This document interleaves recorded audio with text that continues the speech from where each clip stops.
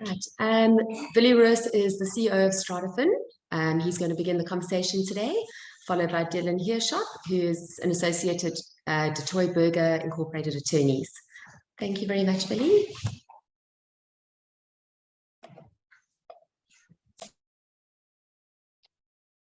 Thank you, guys. We are doing a very unusual topic for a financial services business to actually tell you that you shouldn't take loans, or when you should take loans, and obviously then when you take loans, what you should look out for, and make sure that these things are in your loan agreements. But before we start with that, I want to have a chat about the Marsh Rose matter.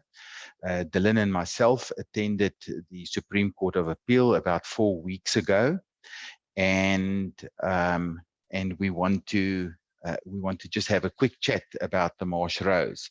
So Dilen, if you can kick off with that for us, and then just tell us what happened there and what the current situation is. Okay, perfect, Willie. Thank you. So as Willie mentioned, we went to the Marsh Rose, or to the Supreme Court of Appeal, to go and do to have a look at the Marsh Rose appeal. I think it's quite a controversial case, and almost a pivotal case for bodies corporate, and it relates to the security that we may have with the issuing of clearance certificates. So I think, as with any matter in the SCA, every time seems to be like the first time when you're there. There's this air of mysticism there. We had a full bench at the SCA, so that's 5 judges who adjudicated over the matter. I think from NAMA's side, they presented their case amazing. I think from the body corporate of Marsh Rose's side, they presented a great case as well.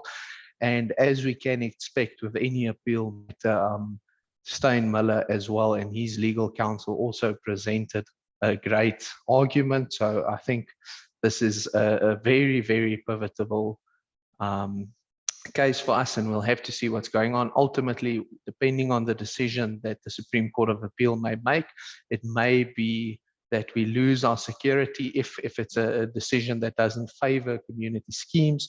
Alternatively, if it favors community schemes, it just solidifies the working of Section 15b(3) of the Sectional Titles Act, and specifically the workings of a clearance certificate. But yeah, it was an amazing opportunity, and as I always say, every time that you go to the SCA, it feels like it's the first time. So it's amazing to be there. Yeah, I just want to add to that. Basically, the crux of the Marsh Rose matter was that once a body corporate have obtained a judgment against a debtor, then at that stage, you cannot apply Section 15b(3) when you issue your clearance certificate, in the sense that the amount for which the judgment was obtained is then excluded from the levy clearance certificate, and you need to pursue that specific debtor then for that. So it is not in respect of the property no longer. You now have to pursue the debtor. But if the property was sold in execution, then it means that you actually don't have that property to use as the security for the payment of levies any longer. So that created a problem, I would think, for most lenders in the industry, because at the end of the day, if we do not have a security that sits behind the monies that is given to schemes, then all the lenders in the industry would have absolutely unsecured debt, and would be no way for them to recover that debt. So I think from the lender's point of view, but obviously from the body corporate's point of view, even more so, because that would mean that an owner that has not paid his levies, and you've obtained a judgment against him, and eventually his property is sold in execution, then at that point, the body corporate is not going to recover their levies, outstanding levies, any longer. And they will have to pursue that debtor for movables or whatever that debtor might have. So that is a serious problem for bodies corporate, and the embargo in Section 15b(3) is there to protect bodies corporate and to make sure that they do get their money at the end when that property is transferred from one purchaser to another. And I think the argument by NAMA then focuses on the point that schemes will go bankrupt if they don't have the opportunity to recover their outstanding levies at that stage. A big issue in the matter was also the supplying of information in respect of the amount in the clearance certificate. And the argument that we made was that because the sheriff is the transferor in respect of that property, the sheriff is entitled to question that amount that is payable in respect of the levy clearance certificate. And then contractually, he then asks the purchaser at the sale in execution to pay for that amount, which he is obliged to pay in law, because the law says the transferor shall pay the amount on transfer, owing all amounts due and owing to the body corporate. So, so therefore, it's the sheriff's obligation because he transfers, so he can dispute it. The purchaser then that steps into his shoes merely has a contractual obligation to pay and has no real right to then dispute this amount. And we'll see if the court accepts that argument as the correct argument and the correct interpretation of the law. So yeah, so it was a very, very interesting matter, as Dilen said. The arguments were presented properly, and we in general expect a judgment, Dilen, between 14 and 30 days, so, but we're close to that now. Yeah, I think all of us are anxiously waiting to see what the Supreme Court of Appeal will come up with. But I mean, ultimately, whether it's favorable or not, we'll have legal certainty as to how we should conduct ourselves in future. And then, as with any enterprise, we will then just adjust our game plan should the need arise, where we should now try and pursue alternatives to seek satisfaction for the payment of levies. But ultimately, I don't think Section 15b(3) is in any way ambiguous, and I think that we will, or I hope that we will have a favorable judgment in this case, so that we can just proceed as normal, and then that the security and the risk that the body corporate may have does not become uncontrollable, because I think that may be a result if it is an adverse judgment. Absolutely. And I also think that if the judgment goes against the body corporate of Marsh Rose and the full bench decision of the High Court of Joburg is upheld, and it means then that the body corporate must get payment out of the purchase price at the sale in execution, what is paid in respect of the judgment debt, so the sale portion. And that's where the problem actually comes up. If there's a bond over the property, then in general, the bank then stands in front of the body corporate and all the amounts is then utilized in respect of the bank's bond. And that then means that nothing comes out of that.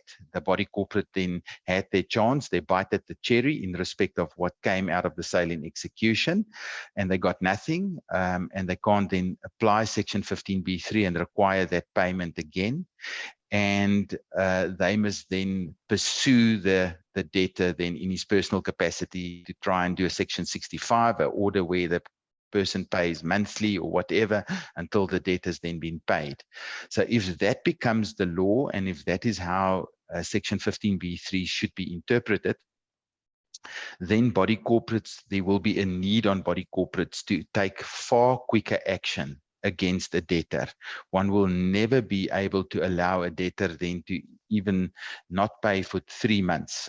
You will have to make sure that you take legal action immediately to protect the body corporate. So any delay will be an unreasonable delay and would cause problems for the trustees later on in light of that judgment. So very, very interesting matter, and we definitely hope that the court will find in the correct way to protect bodies corporate in South Africa. Otherwise, we will see many, many schemes in serious debt problems.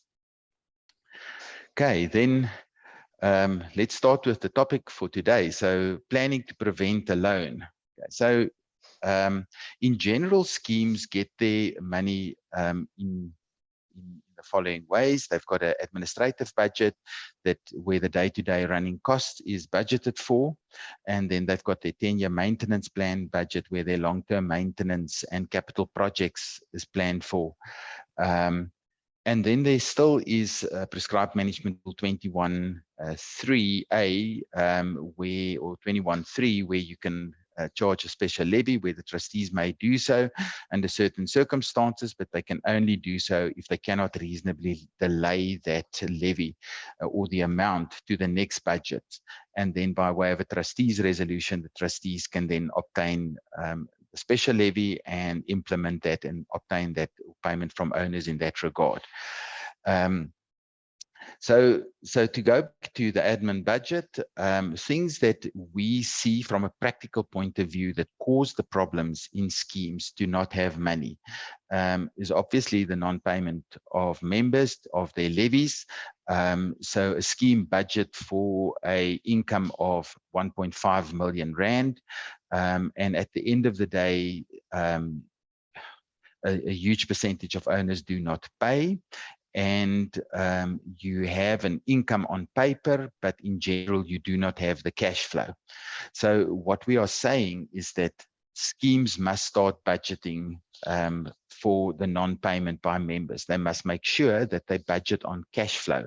So they must say, right, we expect 20% of owners not to pay, and as such, we will have to make an adjustment for that, and we must make sure that we still have sufficient cash flow to pay all expenses. I mean, any business, a proper business that runs properly, have budgets, and in business we budget for cash flow. We make sure that we will have sufficient cash flow to run through the year and pay expenses. So it's important that bodies corporates start budgeting correctly in that regard. And then legal fees. I mean, we see legal fees vary from anything from 50,000 Rand to 150,000 Rand in respect of legal fees on the collection of a matter from start to sale in execution. When you tax that bill, you will probably be able to tax anything between 30,000 and 40,000 Rand. You will be able to tax maybe maximum 45,000 Rand that you will be able to recover. And that means that there is a difference between the amount that the scheme recover from the owner or debtor in respect of the legal fees and the amount that can be debited against the owner's account and the amount that is charged by the attorney on the attorney-client scale. So there's a difference. And that difference has to be budgeted for and must be made sure that that the money is available to pay that, and that comes out of the administrative budget, and the paying owners in essence pays for that. So one must be very, very sure that you budget for those legal fees because they can become astronomical. As I said, I mean, we've seen fees of 120,000, 140,000 Rand on a single collection matter, and that matter is then at sale in execution stage, sometimes not even at sale in execution stage that we see. Then obviously what is also required is to make sure that the escalation that one expects in respect of those expenses are budgeted for. We all see what is the situation with Eskom and the constant increases in pricing. And that needs to be budgeted for because a large portion of the scheme's money is utilized in respect of utilities and specifically in respect of utilities for electricity, water, sewer, and so forth. And therefore, that needs to be factored into that budget. So ensure that those things are properly budgeted for. I also mentioned earlier in respect of cash flow. So make sure that cash flow is budgeted on and not only your expected income. It can create a problem where schemes just budget on what they expect to receive and not on cash flow.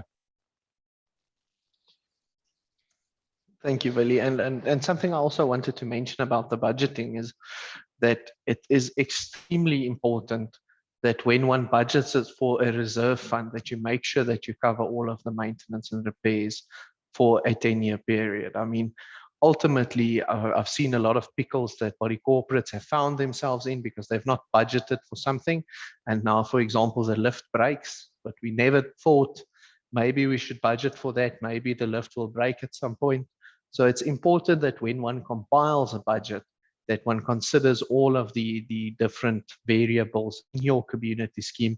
And one should make sure that this budget is not a copy and paste budget that might be prescribed by someone, but that it's actually a budget that deals with the body corporate's issues and all of the things that they need to pay. So that's the first thing. It's very important the moment that we start having effective budgets, I don't think, or loans might then not become necessary. Then secondly, reutilizing the reserve fund. So we've now touched on, we need this reserve fund where we budget for all of the things that may be or that will need to be maintained, repaired, or replaced within this 10-year period.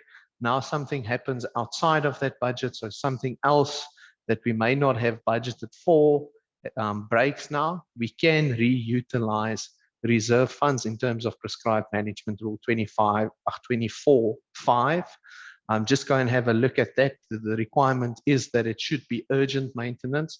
So it's something that can't wait for another members meeting, and then we can start to reutilize these reserve funds. But just to make a big start, if there's anything that you should take from this, these reutilization of reserve funds cannot be used for your admin fund or for your day-to-day reserve. So if your day-to-day reserve fund runs out, we should not repurpose our reserve funds.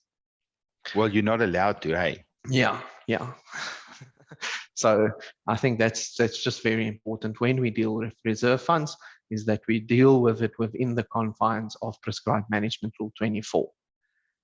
Then another option is for firm collection practices. I think it's always us lawyers that tell you how firm you should be with your collection practices. But in truth, this is how the cash flow can be continued. And this is how we can make sure that even if we may have a budget that does not consider things such as escalations or the non-payment by a member, then firm collections may be a resource that we as the community scheme can utilize in an attempt to ensure that we have that budget. I mean, there's a lot of things. We can do a normal levy collection where we go through the process up until sale and execution. We can do things such as limiting water and terminating electricity. I mean, this is another very interesting thing. And I mean, I've seen it in practice. Debtors or owners would not want to settle, but the moment that the water and electricity get switched off and limited, then people are in a position to start negotiating. I mean, if I can't watch the rugby over the weekend, I might just pay my levies to ensure that happens. So I think a firm collection practice is something that we can also employ so that we can just ensure that they pay, or that we get them to repay what is owed. Another option is a soft collections practice. I mean, a lot of managing agents and attorneys offer these services. So that is just simply calling, SMSs, emails, all of those lovely telemarketing things that we hate when people phone us about everything. But I mean, just applying pressure might motivate a owner that hasn't been paying to pay. So I think soft collections is another method that we can utilize to try and avoid using a loan. And then another option as well is considering discount on upfront payment of levy contribution. So the Act gives us the authority to give a discount in respect of upfront levy payments. So we can consider that cash flow injection by members where they now pay their whole year's levies one shot, and that can also now assist us with our day-to-day administration. So I think that's also another consideration that we can use to ensure that our cash flow is used effectively and that it's to such an extent that we don't need to utilize a loan. Yeah, some other factors that I've spoken about at Let's Get Physical is also the dangers of using long-term financing for short-term requirements. And I think we're touching on all of that in the discussion that we're currently having. It's like borrowing money from your bond to pay your monthly grocery bill. Now, schemes should never do that. Schemes should never make use of a loan to make sure that they can fund their short-term expenses. So your day-to-day administrative budget could never be funded out of a long-term loan. It should never be done. All that the scheme will do is get themselves into a pickle and get themselves into a bigger and bigger debt. And they will destroy the asset value of owners in that respect. Where you have a scheme that is financially not run properly, at the end of the day, no maintenance takes place and the scheme deteriorates and you destroy the property values and equity in properties by doing so. So proper budgeting, making sure that the money is used for long-term projects if you require something for a long-term project. So for example, you've got a lift and that lift has broken down and you're only going to be in year 10 where you, in terms of your maintenance reserve, we're going to do so. Then obviously under those circumstances, taking a loan where you know that there is an income that is generated out of that reserve fund budget on a monthly basis to pay for this loan, and it's for a specific period. You're going to have this loan for the next 3 years or 5 years, and then the lift will be paid. Great.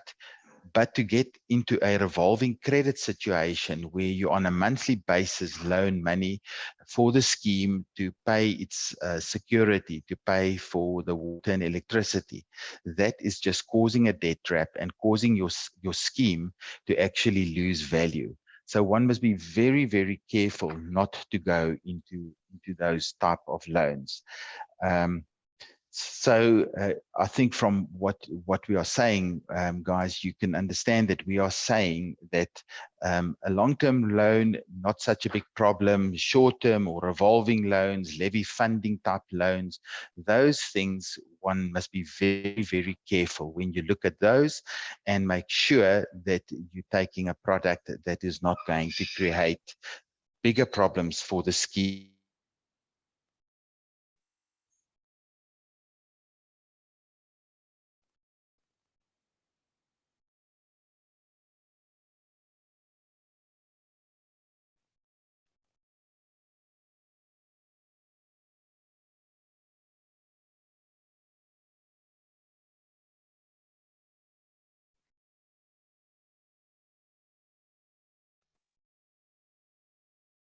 Am I back?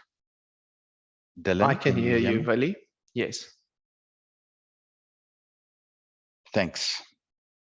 So what I was saying was that schemes should not use long-term funding to fund short-term expenses, and also should stay away as far as possible from revolving credits and credits that cause a monthly expenditure by the paying owners in respect of interest and other payments by the paying owners, because what you will have at the end is that the paying owners will also start not paying their levies or stop paying their levies, as they will not see the benefit of their funds utilized in respect of the maintenance and upkeep of the schemes. And at the end of the day, these owners will also stop paying levies, and the scheme will then collapse. So it's a huge problem, and we need to make sure that we are doing it in the correct way. Funding is done in the correct by the trustees, but also by the lenders in the industry as well. Yeah, so Willie, I saw there's a question and I think it's quite relevant. I'm going to answer it now.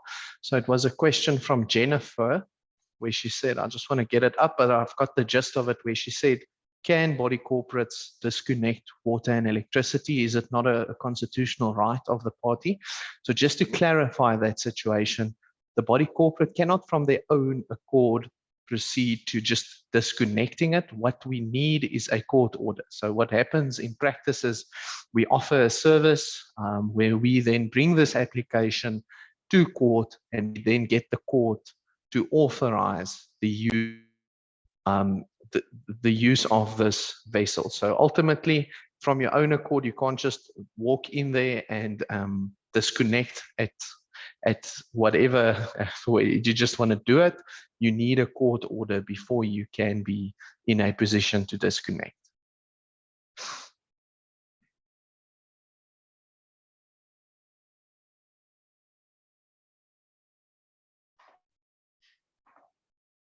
Willie, you are muted. Just unmute yourself. We wanted to also just have a quick chat about the debt purchase. I think Stratafin was the first financial institution in the sectional title industry that introduced this type of funding for schemes. I think we're still the market leader in that respect. So what we in essence do is we analyze the outstanding debtors book of the body corporate and then make an upfront payment to the body corporate in respect of that debtors book. And the body corporate then immediately has cash flow, and there is no monthly repayment of interest or capital from the body corporate in respect of the funding that they've received. Stratafin then would pursue the individual debtors for the outstanding amount owing that was then taken over by Stratafin at their cost and at their risk. So there's no further legal fees payable by the scheme in respect of those collection matters.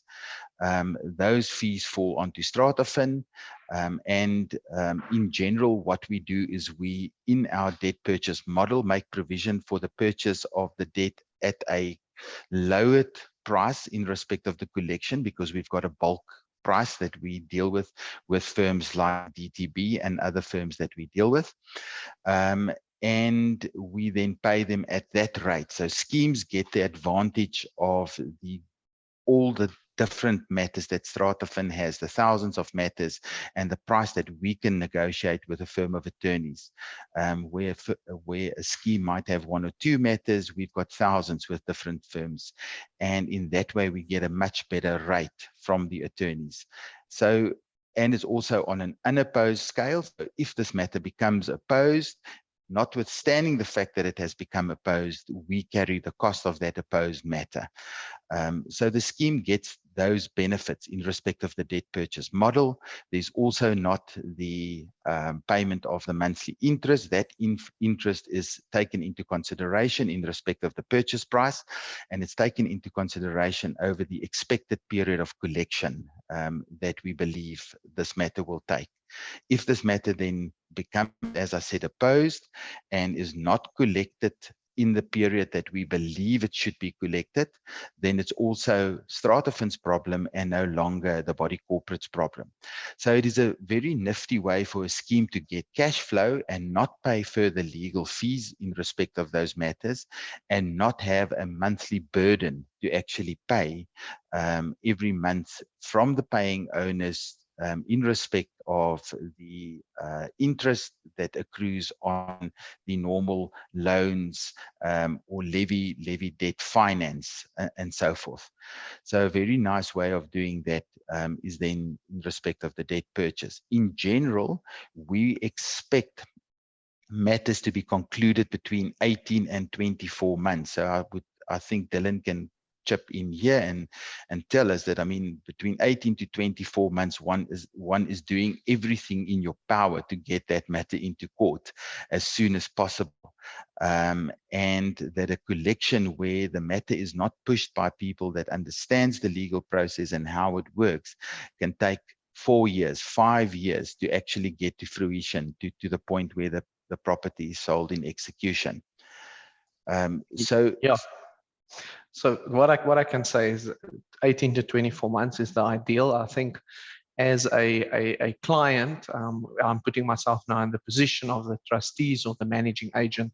As the client, one would expect that your attorneys would handle your collections matter as efficient and quick as possible. Ultimately, the unfortunate reality is having a dispute, one singular fight, ventilated between 18 and 24 months sounds nonsensical, but unfortunately, we have a situation where we're dealing with courts. They are inundated with applications. I don't think COVID did the courts any favors. I think from a debt perspective in general, I think the economy of South Africa has increased. The indebtedness towards individuals is even more. The repayment of debt is even more. So the courts are inundated, but ultimately, as a client, one should expect that the fastest possible way that collection should occur. And if your attorneys are in a position where it takes longer, one should ask the question why. I think it's always important to ask why, and we can get answers from the attorneys, but ultimately, to my mind, 18 to 24 months is the sweet spot. And I think the longer it gets dragged out after that, the worse and worse it gets. And then just really before we go on, I see a question here as well, and it relates to the debt purchase. So Jennifer asked, what happens then going forward for current levies of the defaulter? So we've now purchased the historic debt. What happens with the current levies? So in terms of the Stratafin model, if the debt is purchased, then obviously that deals with the historic debt. All future debt is owing to the scheme. And in terms of our model that we apply, all payments that are made directly to the scheme is first apportioned towards the newest debt. So we would put that credit control measure in place as part of the resolutions that trustees take. So all monies that are paid to the scheme is first utilized in respect of the new debt, and then only towards the debt that was purchased or taken over by Stratafin. So for example, an amount of 100,000 Rand was outstanding, and that was purchased by Stratafin. An amount of 60,000 Rand was paid to the scheme in respect of that. And on month one after the debt purchase, the new levy is 2,000 Rand a month, and the debtor pays the scheme 2,000 Rand, then that gets utilized by the scheme in respect of that current month's levy. If in month two, there's another 2,000 Rand due and owing, and that is paid, then the scheme gets that. But we don't generally expect people to pay unless they start feeling the brunt of the legal action, and then we see people pay large amounts of money. So let's say we go through the legal process and a summons is issued, and the debtor now understands that legal action is going to be taken against him, and he now in month two, after the 2 months levies, the new 2 months levies of 2,000 and 2,000 is due in owing, pays an amount of 40,000 Rand to the scheme. Then obviously 4,000 Rand in respect of that is repayable or payable to the scheme, because that relates to their new levy for the month one and month two. And then the balance of that is payable in respect of the arrears.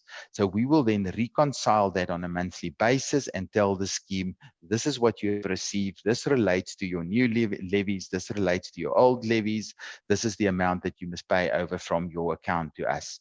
So that is how we deal with it at Stratafin, because we want to ensure that the scheme remains cash positive and cash that is received can be utilized to the scheme's benefit. The other obvious advantage, and maybe I shouldn't give all our secrets away here, but the other obvious advantage of that is that we do not destroy the debt on which we are issuing a summons. So we see that debtors become very clever, and they just pay almost as much as the amount that you issue the summons for, issued for, and then they would claim, but that amount has been paid, and therefore the scheme needs to issue a new summons.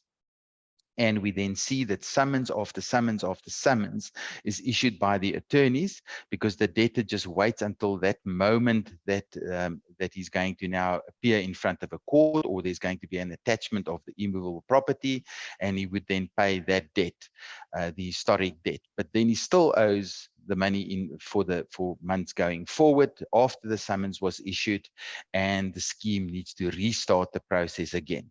So in the manner that we do it, the payments are utilized in respect of the newest debt and then in respect of the debt for which the summons was issued. So in that way, we then we make sure that that summons is not destroyed and that we can actually go through the full legal process until sale and execution of that immovable property, and that stops the debtor from playing these types of tricks with the scheme. Yeah. And I just want to add from a legal side, I mean, doing collections for Stratafin and the greater community scheme industry, the no-goes from Stratafin side, and it's always conveyed to me, and I always convey it to everyone working for me, is that when we do settlements, AODs, as people may know, firstly, we never enter into agreement where we only enter into a settlement for Stratafin and we don't care about the balance. That's the first thing. We never do that. We try and ensure, well, Stratafin, that's the instruction. We try to ensure that that never happens. And then secondly, when we enter into a payment arrangement, we must ensure that the current levies are always paid. So that's a few helpful things from Stratafin side, so that when they do the collections, they actually does not want to just make money or get their funds, but they make provision so that there is a cash positive on the community scheme side, even if we have to now settle and pause the legal collections. Yeah, so I can just add to that. I mean, one of the terms in our acknowledgement of debt says that if the debtor now agrees to pay the amount on which the summons was issued over a period of time, he has to also maintain his payments to the scheme, and a default on the arrears on which the summons has been issued, or a default on the monthly levy, is a default in general in respect of this acknowledgement of debt. And can we then proceed with the sale and execution of the immovable property?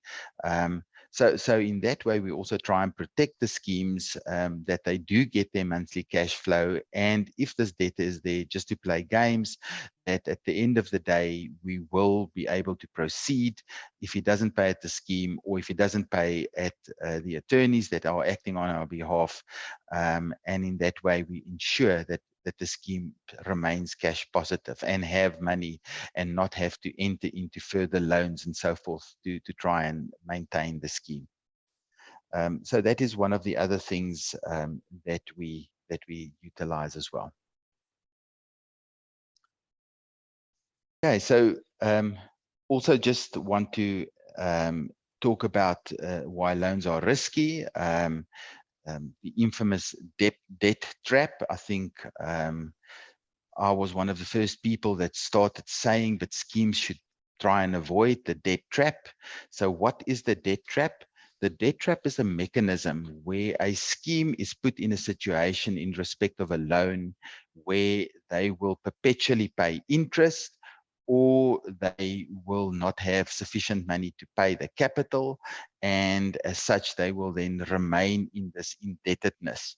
So we see this in general in respect of revolving types of loans and loans where levy finance is done, where the scheme's money is utilized to pay the previous month's debt, and then it borrows money again for the next month, and it then pays interest on that loan.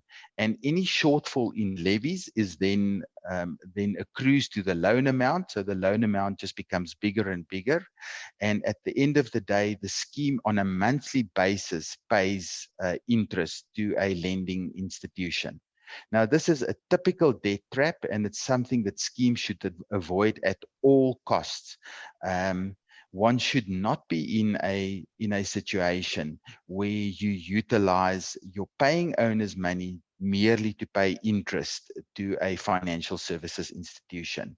That money should be used in terms of the act in respect of maintenance and repairs and the management and the upkeep of the scheme, and should not be used in respect of these interest calculations.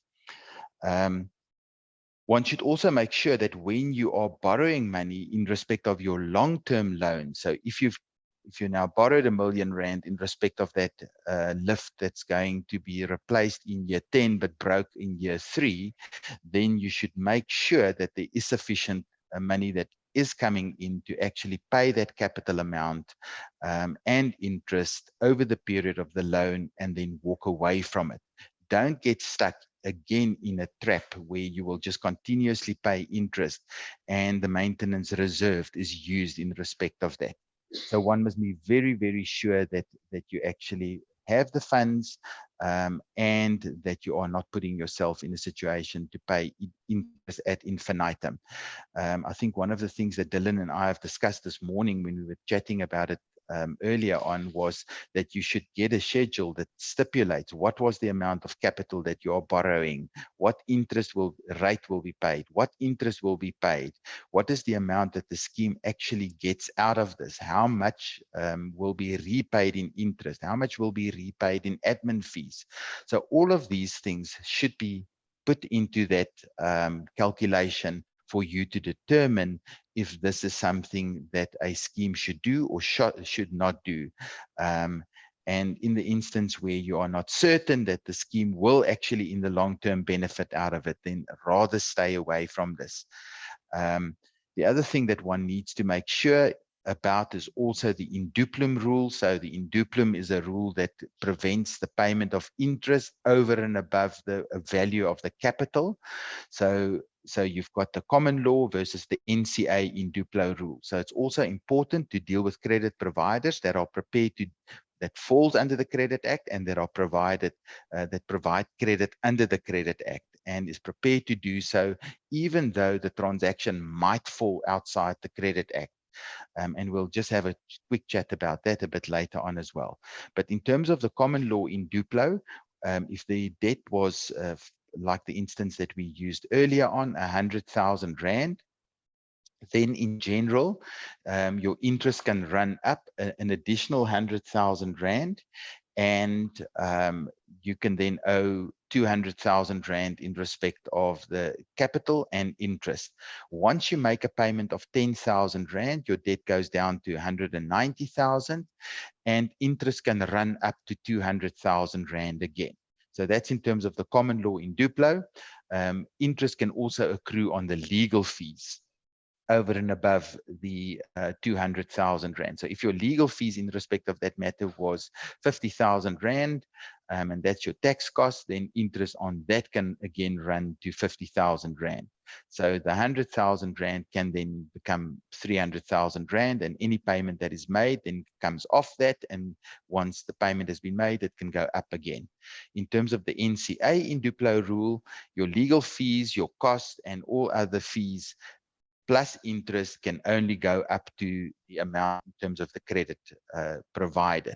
So if 100,000 Rand was provided, the total amount payable is 200,000. All payments made in respect of this loan will then come off the 200,000, and it will not go up to 200,000 again. So if a payment of 10,000 is made, the amount owing is then 190. Can't go back to 200,000. So it's important that one understand these things and understand under what basis you are contracting with a provider. And if a provider wants to provide funding under the common law, then one must be very careful in respect of that, because that means the scheme will pay. Whatever they've paid will be utilized in respect of interest, and the interest can run up again to the capital amount again. And that will keep on happening. And we've seen schemes 15 years into this trap, borrowed R1 million, paid 4 or 5 million, and still owe 2.5 million Rand to the lender. So ensure that you understand the contract under which you work. I mean, I've recently seen a specific debt that was 28,000 Rand initially when the scheme borrowed the money, now sitting at 800,000 Rand owing. And we've also seen, I think Dylan and I have looked at it together. It's a scheme that came to us, and we referred the matter at the end of the day to DTB Attorneys. And this scheme was in this perpetual payment on a monthly basis. At some stage, the total amount was lent to the scheme to pay the debt, to go back under this same mechanism, and they had to repay this money that was lent to them within 3 days, didn't do so, and they were fined an additional 300,000 Rand on that in terms of the new contract. So immediately the debt was increased by a further 300,000 Rand. Yeah, I've also from my side seen a lot of horror stories, and I think it's important that we advise ourselves and that we make informed decisions when dealing with loans. I think a good question that one can always ask to a funding entity is that, on a one-pager, tell me exactly, you're lending me 1 million, what am I paying back?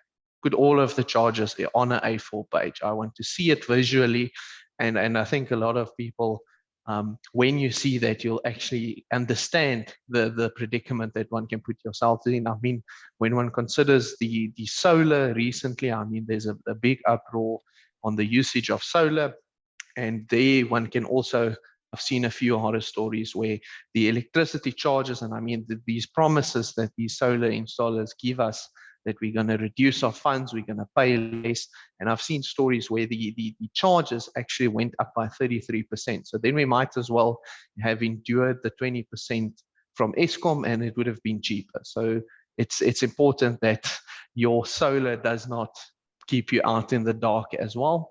And I think that is something that's still developing a lot. And I think we'll have a chat at some point about the solar and how to avoid having solar installed and then in turn now placing yourself into a debt trap. And just for those who are very interested in this, I think a few questions that one can ask oneself is, who is the owner of the solar installation? I think that will give us an answer as to the true intent. So one can always ask, are we the owner, or will the ownership be retained by this entity providing us the solution? And then also, what are the charges and how do they compare to Eskom's rates? Ultimately, everyone wants more bite for their buck. So it's always important to have this one-pager mentality. I always ask it with any financial solution that I do. I ask on a one page, I want to understand what I'm repaying, what I'm paying, what charges will apply. And then the picture gets a lot clearer as to how this repayment will happen.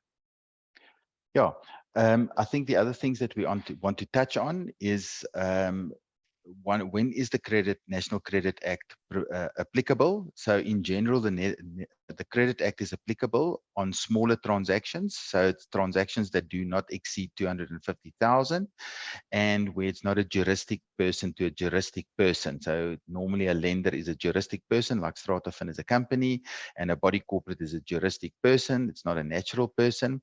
So where a loan is made to a scheme over 250,000 Rand, then the Credit Act is not applicable. Then there is no prescribed interest rates, and there is no Credit Act in duplo applicable. So when schemes enter into a loan, one must make sure that a loan amount is not just merely increased for the sake of moving this loan out of the National Credit Act. So we've seen that in general, that a scheme asks for a funding for 100,000 Rand, and then a loan is granted, a facility is granted for 255,000 Rand. Congratulations, we've given you this. You've qualified for more. You can use this whenever you want. No, my friend, what they've done is they've placed you outside the Credit Act. So they've just caught you in the debt trap. So make sure that when we do these deals, that they are done under circumstances where you apply the Credit Act, or if the Credit Act is not applicable, it is a large loan, then say, well, let's write into the deal that it will fall under the Credit Act, and that the Credit Act should be applicable. Dilen, I think we also just wanted to touch on the Debt Counsellors Association. I see we're running out of time, but we wanted to touch on the Debt Counsellors Association and their attitude regarding levies and what they believe should happen to levies. Yeah, so ultimately the short and the long answer is, for large transactions, so any loan over 250,000 and this inter-juristic person loan, so between a company and the body corporate, that is excluded from the National Credit Act. So all of our rights, all of our responsibilities, all of that is not applicable. So a good tip, ask the credit provider whether, notwithstanding the fact that the National Credit Act does not apply, whether they would subject themselves to the provisions of the National Credit Act. That will also give us a lot to know about their intentions and exactly how they want to deal with this transaction with us. And then just coming to the Debt Counsellors Association of South Africa, they've recently now made a remark that the payment of levies should be subject to debt review or capable of debt review. So it seems that this view that the National Credit Act should be extended to a lot more individuals seems to be the case. I mean, practically speaking, I don't think the whole of the National Credit Act should apply here. For example, debt review is something, to my mind, which would be nonsensical for the payment of levies. Ultimately, we can't go to COJ or to whatever municipality and tell them, listen, 80% of our members is under debt review, so they're not paying us, so you should also take a payment holiday from us. I mean, they're just going to switch off the lights and electricity.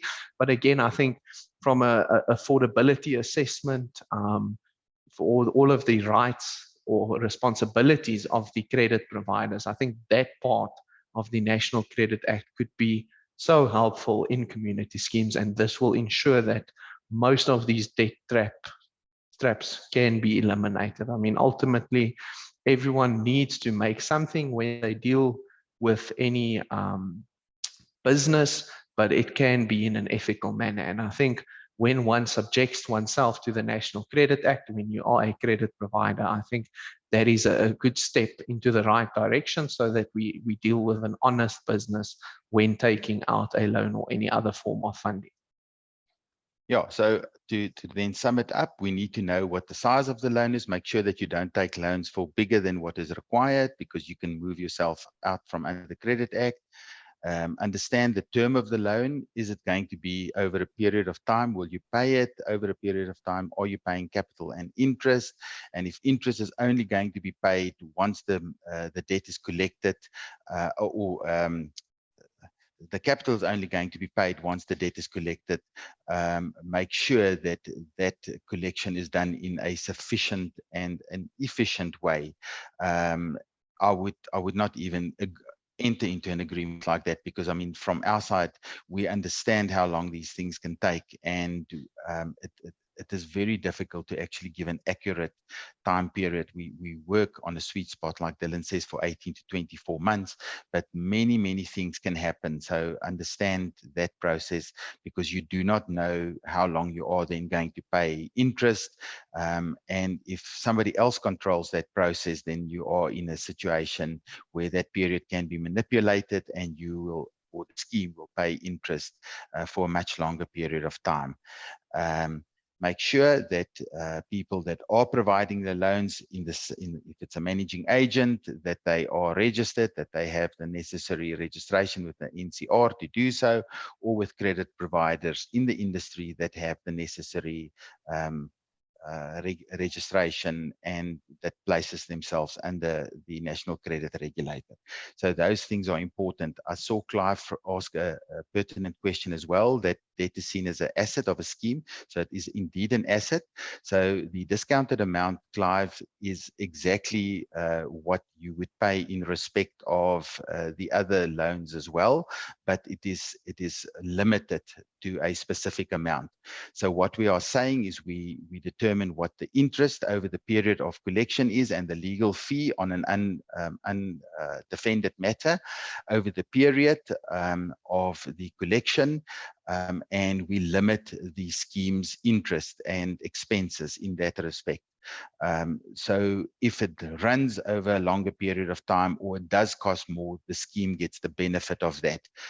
So it is an expense. The difference between what is paid and what the scheme receives in respect of the debt purchase is an expense, just as a scheme would pay an expense in respect of a different revolving loan.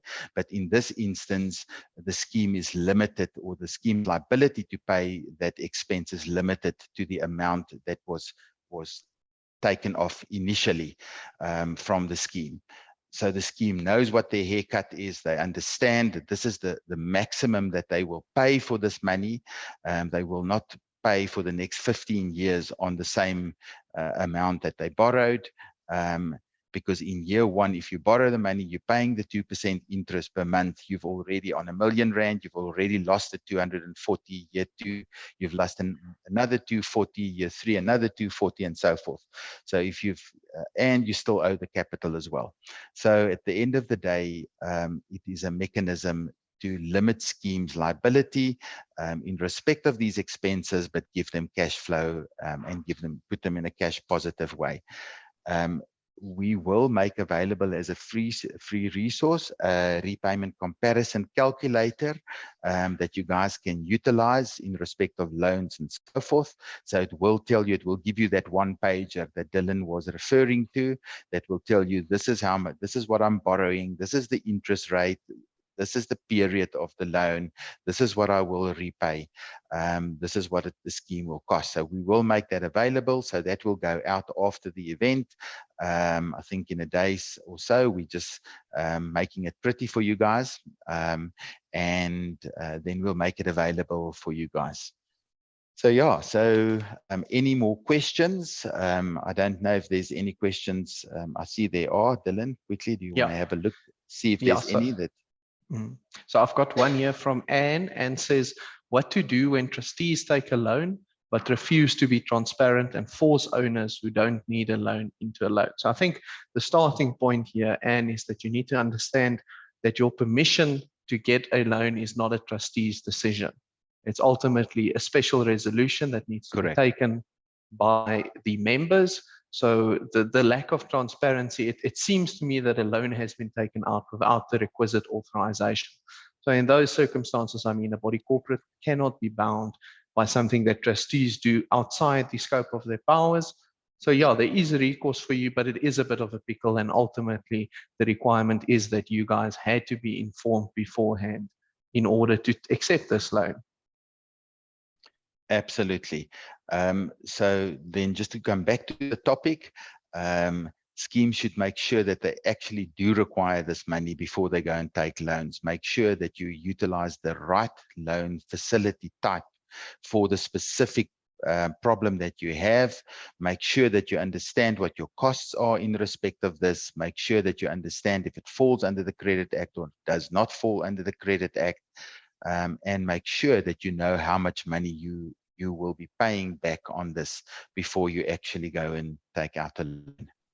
Hope that our chat today helped and gave some insight into what we do and how the industry works. But from our side, I just want to say that in all instances, we work out, or we regard ourselves as compliant to the National Credit Act, and we want to do things that falls under the Act to make sure that we do not put a scheme in a worse position after they borrowed money or after they got money from us.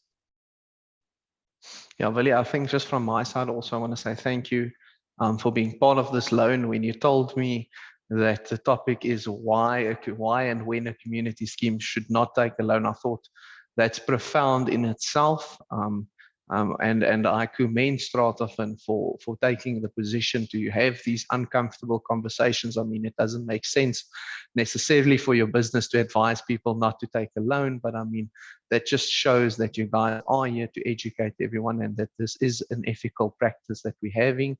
So yeah, thank you for making me part of this, and I hope it was quite informative for everyone attending. And I mean, if there's any further follow-up questions or issues, both Willie and I's inboxes are flooded. So at some point we will definitely respond and come back to you guys so that we can just inform the community. But yeah, thank you very much, Willie.